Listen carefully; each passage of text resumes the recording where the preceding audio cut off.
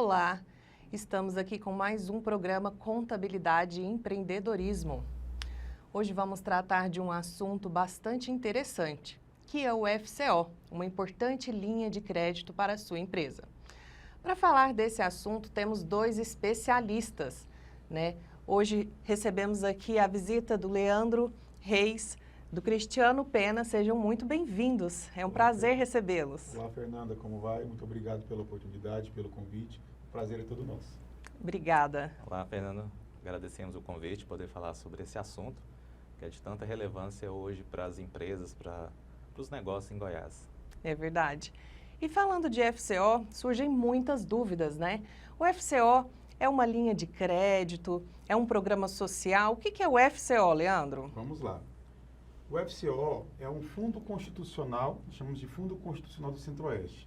É um recurso que foi criado em 86 e homologado em 88. Quando foram criados os fundos constitucionais, o propósito do país era gerar uma condição igualitária de competitividade, de atração de empresas, né, para as demais regiões do país. Então se criou o FCO para a região Centro-Oeste, se criou o FNO para a região Norte e se criou o FNE para a região Nordeste. Então é uma linha de crédito, mas com um propósito social que é trazer o crescimento econômico, as condições econômicas igualitárias dentro do país, tá? Para que as empresas buscassem em outras amplitudes, a não ser regiões sul e sudeste, estarem se instalando e ali desenvolvendo, tá, um propósito econômico nos estados. Entendo. E esse programa também como você mesmo falou, é também um cunho, né, social. Existe essa preocupação, né, o desenvolvimento de cada parte do país, né? Existe um segmento específico em qual ele atua? Como que funciona? Isso, ele tem uma concepção social, busca-se a geração de emprego, a profissionalização da mão de obra. Então é uma circunstância que tem toda uma estrutura para se fortalecer a economia local das regiões que são contempladas por este fundo, né? O FCO hoje ele é estruturado em dois setores, né? O setor empresarial e o setor rural, tá? No setor empresarial, especificamente falando, ele atende empresas de vários segmentos: indústria, comércio, serviço, turismo, infraestrutura econômica. Então ele busca abranger de uma forma mais completa todos os segmentos possíveis, tá? Estruturantes da economia do Estado, para que de uma forma igualitária possa realmente avançar, atendendo todos os anseios da sociedade. Certo. E o que é financiável, o que não é financiável, como que é feito isso, Cristiano? Hoje todas as empresas, mesmo em implantação ou expansão, podem pleitear o FCO. Basicamente, se nós pensarmos hoje, desde a concepção da empresa, tudo que é financiado, construção, equipamentos, mobiliário, então essa montagem da empresa inicial ou a expansão dos seus negócios, ela já existindo no mercado ou não, basta que ela atenda alguns pré-requisitos, mas em geral os itens financiáveis são bastante abrangentes, o que permite à empresa, dentro do seu planejamento empresarial, expandir, planejar, pensar no seu negócio como um todo. Certo. E lá na empresa, prática empresarial, né, com essa abrangência de atendimentos que vocês já fizeram mais de 2.000 clientes, né? Você pode falar para nós com propriedade, né, como especialista sobre taxas, condições, como que funciona essa parte? Vamos lá. O FCO, muitas pessoas falam assim: Leandro, o FCO é a melhor linha de crédito? Eu costumo dizer não, o FCO é a linha mais competitiva. Mas a melhor linha de crédito é aquela que vai atender melhor a necessidade de cada cliente. Se nós entendermos que cada empresa tem os seus anseios, tem as suas particularidades, é importante avaliar qual é a condição que melhor vai atender aquele cliente.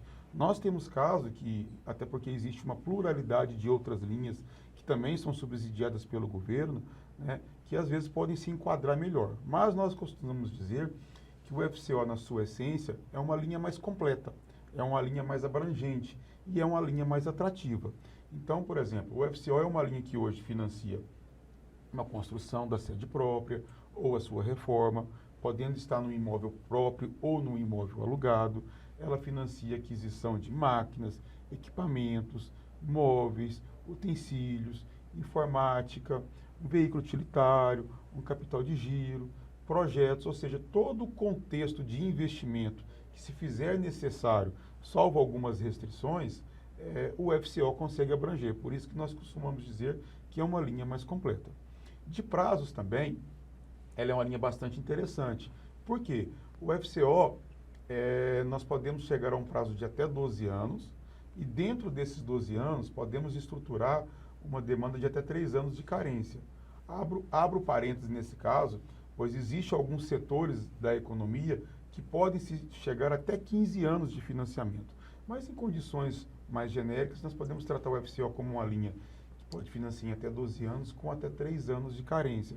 Então, isso dá uma condição muito competitiva ao empresário para que ele possa fazer o seu investimento, né, se estabelecer com esse investimento e dentro de umas condições normais de mercado, inclusive enfrentando algumas intempéries, como a pandemia que nós estamos atravessando, ele tenha condições de ter um fluxo de caixa mais confortável para estar amortizando esse financiamento que ele contrata.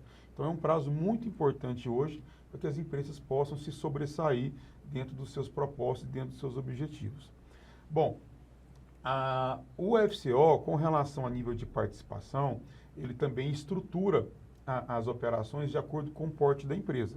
Então, o FCO, através das instituições bancárias, a principal instituição hoje que opera o FCO é o Banco do Brasil.